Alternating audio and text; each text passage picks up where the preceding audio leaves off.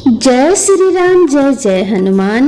नमस्कार दोस्तों, आप सभी को मंगलवार व्रत कथा की हार्दिक शुभकामनाएं। हनुमान जी को पराक्रम, बल, सेवा और भक्ति के आदर्श देवता के रूप में पूजा जाता है। इसी वजह से पुराणों में हनुमान जी को सकल गुण निधान भी कहा गया है। गोस्वामी तुलसीदास ने भी लिखा है कि चारों जुग प्रताप तुम्हारा है, प्रसिद्ध जगत उजियारा। इस चौपाई का अर्थ है कि हनुमान जी इकलौते ऐसे देवता हैं जो हर युग में किसी न किसी रूप में गुणों के साथ जगत के लिए संकट मोचन बनकर मौजूद रहेंगे। शास्त्रों में यह कहा गया है कि हनुमान जी की सेवा करने और उनका व्रत रखने से उनकी विशेष कृपा अपने भक्तों पर बनी रहती है। ज्योतिष शास्त्रों के अनुसार हनुमान जी का व्रत करने से कुंडली में मौजूद सभी ग्रह शांत हो जाते हैं और उनकी असीम कृपा प्राप्त होती है। अपने भक्तों पर आने वाले हर संकट को हनुमान जी दूर करते हैं। संतान प्राप्ति के लिए हनुमान जी का व्रत फलदायी माना जाता है। इस व्रत को करने से भूत, प्रेत और काली शक्तियों का प्रभाव नहीं पड़ता है। मंगलवार का व्रत करने से सम्मान, साहस और पुरुषार्थ में वृद्धि होती है। तो अब आइए सुनते हैं हनुमान जी की पावन कथा। व्यास जी ने कहा कि एक बार नैमिषारण्य तीर्थ में 80,000 मुनि एकत्र होकर पुराणों के ज्ञाता श्री सूत जी से पूछने लगे कि हे महामुने, आपने हमें अनेक पुराणों की कथाएं सुनाई है। अब आप कृपया करके हमें ऐसा व्रत और कथा बताएं जिसके करने से संतान की प्राप्ति हो तथा मनुष्यों को रोग, शोक, अग्नि, सर्प, दुख आदि का भय न हो, क्योंकि कलयुग में सभी जीवों की आयु बहुत कम है। फिर इस पर उन्हें रोग, चिंता के कष्ट लगे रहेंगे, तो फिर वह श्री हरि के चरणों में अपना ध्यान कैसे लगा सकेंगे। श्री सूत जी बोले कि हे मुनियों, आपने लोक कल्याण के लिए बहुत ही उत्तम बात पूछी है। एक बार युधिष्ठिर ने भगवान श्री कृष्ण से लोक कल्याण के लिए यही प्रश्न किया था। भगवान श्री कृष्ण और युधिष्ठिर का संवाद मैं तुम्हारे सामने कहता हूँ, इसे तुम ध्यान पूर्वक सुनो। एक समय पांडवों की सभा में श्री कृष्ण जी बैठे हुए थे।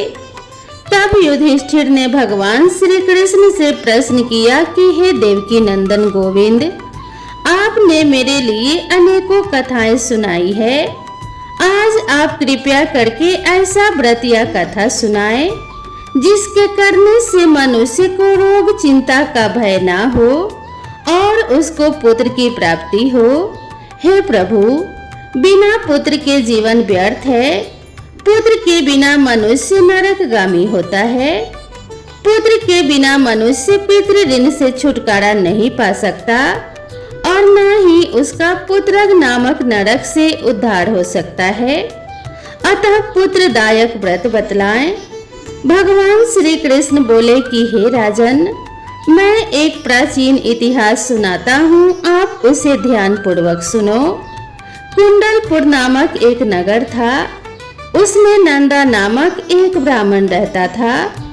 भगवान की कृपा से उसके पास सब कुछ था, फिर भी वह दुखी था।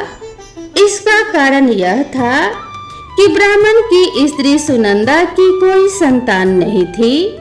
सुनंदा पतिव्रता थी, भक्ति पूर्वक श्री हनुमान जी की आराधना करती थी। मंगलवार के दिन व्रत करके अंत में भोजन बनाकर हनुमान जी को भोग लगाने के बाद स्वयं भोजन करती थी।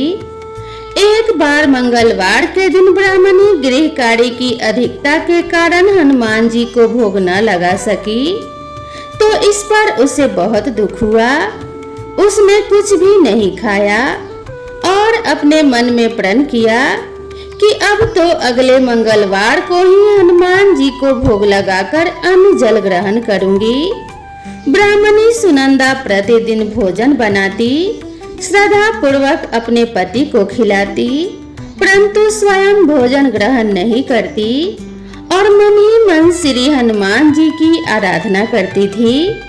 इसी प्रकार 6 दिन गुजर गए और ब्राह्मणी सुनंदा अपने निश्चय के अनुसार भूखी प्यासी निराहार रही। अगले मंगलवार को ब्राह्मणी सुनंदा प्रातः काल ही बेहोश होकर गिर पड़ी। ब्राह्मणी सुनंदा की इस असीम भक्ति के प्रभाव से श्री हनुमान जी बहुत प्रसन्न हुए और प्रकट होकर बोले कि हे सुनंदा, मैं तेरी भक्ति से बहुत प्रसन्न हूँ, तू उठ और वर मांग। सुनंदा अपने आराध्य देव श्री हनुमान जी को देखकर आनंद की अधिकता से विहल हो उठी और श्री हनुमान जी के चरणों में गिरकर बोली कि हे प्रभु, मेरी कोई संतान नहीं है, कृपया करके मुझे संतान प्राप्ति का आशीर्वाद दें, आपकी अति कृपा होगी। सुनंदा की बात सुनकर श्री महावीर जी बोले, तेरी इच्छा पूर्ण होगी, तेरे यहाँ एक कन्या पैदा होगी, उसके अष्टांग प्रतिदिन सोना दिया करेंगे। इस प्रकार कहकर श्री महावीर जी अंतर्ध्यान हो गए। ब्राह्मणी सुनंदा बहुत हर्षित हुई और सभी समाचार अपने पति से कहा। ब्राह्मण देव कन्या का वरदान सुनकर कुछ दुखी हुए, परंतु सोना मिलने की बात सुनी तो बहुत प्रसन्न हुए। विचार किया कि ऐसी कन्या के साथ मेरी निर्धनता भी समाप्त हो जाएगी। श्री हनुमान जी की कृपा से वह ब्राह्मणी गर्भवती हुई और 10वें महीने में उसे बहुत ही सुंदर पुत्री प्राप्त हुई। यह बच्ची अपने पिता के घर में ठीक उसी तरह से बढ़ने लगी जिस प्रकार शुक्ल पक्ष का चंद्रमा बढ़ता है। 10वें दिन ब्राह्मण ने उस बालिका का नामकरण संस्कार कराया। उसके कुल पुरोहित ने उस बालिका का नाम रत्नावली रखा, क्योंकि यह कन्या सोना प्रदान किया करती थी। इस कन्या ने पूर्व जन्म में बड़े ही विधि विधान से मंगल देव का व्रत किया था। रत्नावली का अष्टांग बहुत सा सोना देता था। उस सोने से नंदा ब्राह्मण बहुत ही धनवान हो गया। अब ब्राह्मणी भी बहुत अभिमान करने लगी थी। इसी तरीके से समय बीतता रहा। अब रत्नावली 10 वर्ष की हो चुकी थी। एक दिन जब नंदा ब्राह्मण प्रसन्न चित्त था, तब सुनंदा ने अपने पति से कहा, मेरी पुत्री रत्नावली विवाह के योग्य हो गई है, अतः आप कोई सुंदर तथा योग्य वर देखकर इसका विवाह कर दें। यह सुन ब्राह्मण बोला, अभी तो रत्नावली बहुत छोटी है। तब ब्राह्मणी बोली, शास्त्रों में कहा गया है कि कन्या 8वें वर्ष में गौरी, 9वें वर्ष में रोहिणी, 10वें वर्ष में कन्या, इसके पश्चात रजस्वला हो जाती है। गौरी के दान से पाताल लोक की प्राप्ति होती है, रोहिणी के दान से वैकुंठ लोक की प्राप्ति होती है, कन्या के दान से इंद्रलोक में सुखों की प्राप्ति होती है। हे स्वामी, अगर रजस्वला कन्या का दान किया जाता है तो घोर नरक की प्राप्ति होती है। इस पर ब्राह्मण बोला, अभी तो रत्नावली मात्र 10 वर्ष की ही है और मैंने तो 16-16 साल की कन्याओं के विवाह कराए हैं, अभी जल्दी क्या है। तब ब्राह्मणी सुनंदा बोली, आपको तो लोभ अधिक हो गया है। शास्त्रों में कहा गया है कि माता पिता और बड़ा भाई अगर रजस्वला कन्या को देखते हैं तो वह अवश्य ही नरकगामी होते हैं। अपने पत्नी की बात सुनकर ब्राह्मण बोला, अच्छी बात है, कल मैं अवश्य ही योगवर की तलाश में अपना दूत भेज दूंगा। दूसरे दिन ब्राह्मण ने अपने दूत को बुलाया और आज्ञा दी कि जैसी सुंदर मेरी कन्या है वैसा ही सुंदर वर उसके लिए तलाश करो। दूत अपने स्वामी की आज्ञा पाकर निकल पड़ा। पंपई नगर में उसने एक सुंदर लड़के को देखा। यह बालक एक ब्राह्मण परिवार का बहुत ही गुणवान पुत्र था। इसका नाम था सोमेश्वर। दूत ने इस सुंदर व गुणवान ब्राह्मण पुत्र के बारे में अपने स्वामी को पूर्ण विवरण दिया।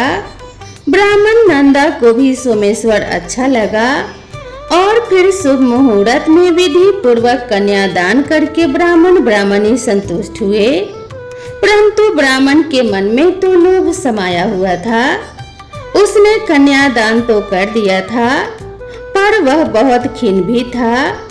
उसने विचार किया कि रत्नावली तो अब चली जाएगी और मुझे जो इससे सोना मिलता था अब वह नहीं मिलेगा।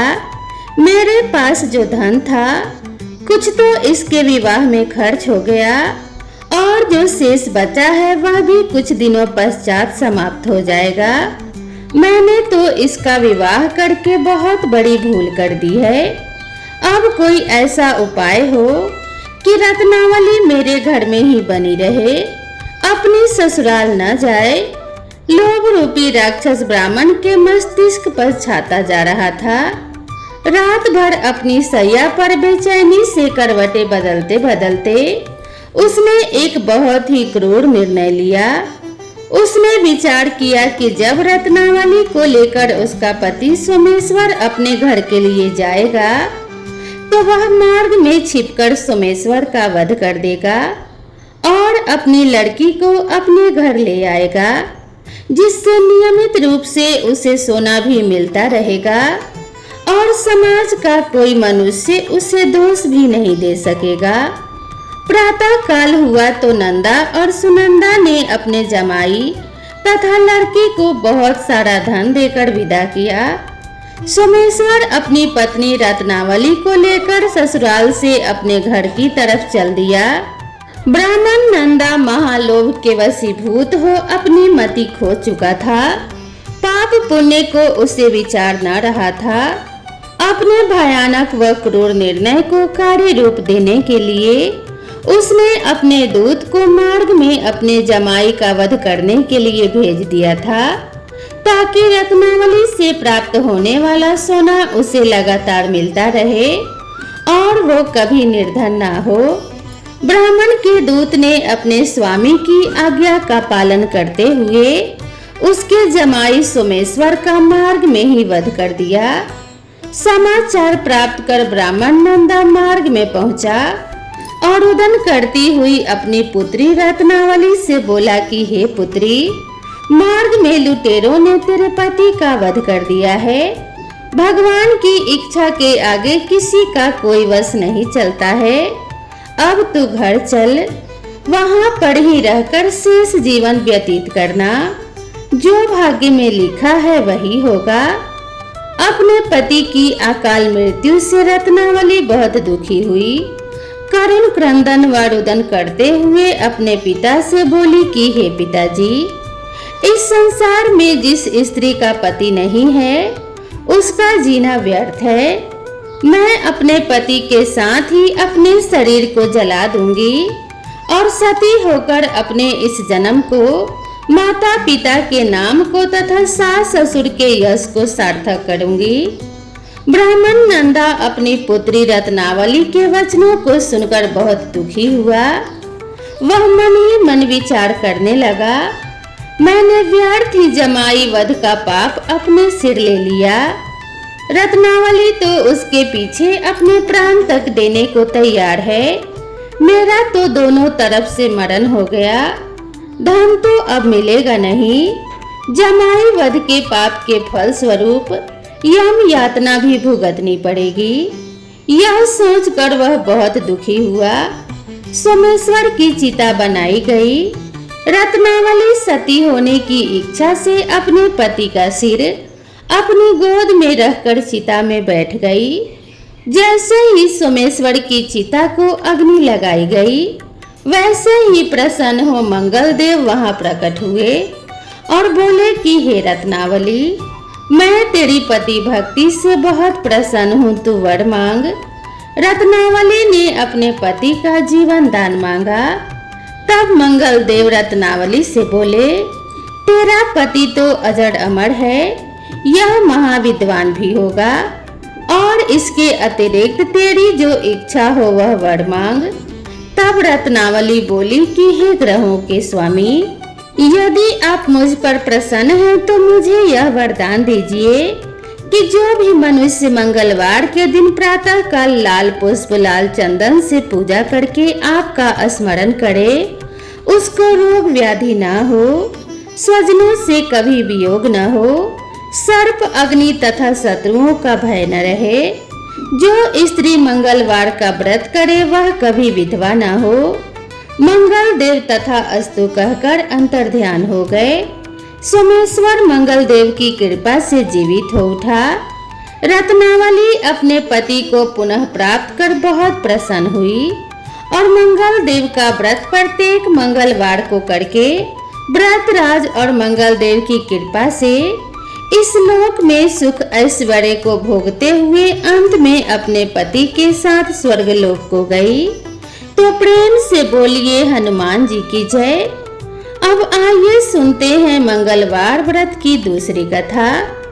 ऋषि नगर में केशवदत्त ब्राह्मण अपनी पत्नी अंजलि के साथ रहता था। केशवदत्त के घर में धन संपत्ति की कोई कमी नहीं थी। नगर में सभी केशवदत्त का सम्मान करते थे, लेकिन केशवदत्त संतान नहीं होने से बहुत चिंतित रहता था। दोनों पति पत्नी प्रत्येक मंगलवार को हनुमान जी की पूजा करते थे। विधिवत मंगलवार का व्रत करते हुए कई वर्ष बीत गए। ब्राह्मण बहुत निराश हो गया, लेकिन उसने व्रत करना नहीं छोड़ा। कुछ दिनों के बाद केशवदत्त हनुमान जी की पूजा करने के लिए जंगल में चला गया। उसकी पत्नी अंजलि घर में रहकर मंगलवार का व्रत करने लगी। दोनों पति पत्नी पुत्र प्राप्ति के लिए मंगलवार का विधिवत व्रत करने लगे। अंजलि ने अगले मंगलवार को व्रत किया, लेकिन किसी कारणवश उस दिन अंजलि हनुमान जी को भोग नहीं लगा सकी और उस दिन वह सूर्यास्त के बाद भूखी ही सो गई। अगले मंगलवार को हनुमान जी को भोग लगाए बिना उसने भोजन नहीं करने का प्रण लिया। 6 दिनों तक अंजलि भूखी प्यासी रही। 7वें दिन मंगलवार को अंजलि ने हनुमान जी की पूजा की, लेकिन तभी भूख प्यास के कारण अंजलि बेहोश हो गई। हनुमान जी ने उसे स्वप्न में दर्शन देते हुए कहा, उठो पुत्री, मैं तुम्हारी पूजा पाठ से बहुत प्रसन्न हूँ। तुम्हें सुंदर और सुयोग्य पुत्र होने का वरदान देता हूँ। यह कहकर हनुमान जी अंतर्ध्यान हो गए। तत्काल अंजलि ने उठकर हनुमान जी को भोग लगाया और स्वयं भोजन किया। हनुमान जी की अनुकंपा से अंजलि ने एक सुंदर शिशु को जन्म दिया। मंगलवार को जन्म लेने के कारण उस बच्चे का नाम मंगल प्रसाद रखा गया। कुछ दिनों के बाद अंजलि का पति केशवदत्त भी घर लौट आया। उसने मंगल को देखा तो अंजलि से पूछा, यह सुंदर बच्चा किसका है? अंजलि ने खुश होते हुए हनुमान जी के दर्शन देने और पुत्र प्राप्त होने का वरदान देने की सारी कथा सुना दी, लेकिन केशवदत्त को उसकी बातों पर विश्वास नहीं हुआ। उसके मन में पता नहीं कैसे यह कलुषित विचार आ गया कि अंजलि ने उसके साथ विश्वासघात किया है। अपने पापों को छिपाने के लिए अंजलि झूठ बोल रही है। केशवदत्त ने उस बच्चे को मार डालने की योजना बनाई। एक दिन केशवदत्त स्नान के लिए कुएं पर गया। मंगल भी उसके साथ था। केशवदत्त ने मौका देखकर मंगल को कुएं में फेंक दिया और घर आकर बहाना बना दिया, मंगल तो कुएं पर मेरे पास पहुंचा ही नहीं। केशवदत्त के इतना कहने के ठीक बाद मंगल दौड़ता हुआ घर लौट आया। केशवदत्त मंगल को देखकर बुरी तरह हैरान हो उठा। उसी रात हनुमान जी ने केशवदत्त को स्वप्न में दर्शन देते हुए कहा, तुम दोनों के मंगलवार के व्रत करने से प्रसन्न होकर मैंने पुत्र जन्म का वरदान दिया था, फिर तुम अपनी पत्नी पर शक क्यों करते हो? उसी समय केशवदत्त ने अंजलि को जगाकर उससे क्षमा मांगते हुए स्वप्न में हनुमान जी के दर्शन देने की सारी कहानी सुनाई। केशव दत्त ने अपने बेटे को हृदय से लगाकर बहुत प्यार किया। उस दिन के बाद सभी आनंद पूर्वक रहने लगे। मंगलवार का विधिवत व्रत करने से केशव दत्त और उसके सभी कष्ट दूर हो गए। इस तरह जो भी स्त्री पुरुष विधिवत मंगलवार का व्रत करके व्रत कथा सुनते हैं, हनुमान जी उनके सभी कष्ट दूर करके घर में धन संपत्ति का भंडार भर देते हैं। शरीर के सभी रक्त विकार और रोग भी नष्ट हो जाते हैं। तो प्रेम से बोलिए जय श्री राम, जय जय हनुमान। दोस्तों, आप सभी को यह वीडियो कैसी लगी कृपया कमेंट करके जरूर बताएं। चैनल पर पहली बार आए हैं तो चैनल को सब्सक्राइब करना ना भूलें और इस वीडियो को अपने सभी परिवार और मित्रों के साथ भी शेयर कर दें।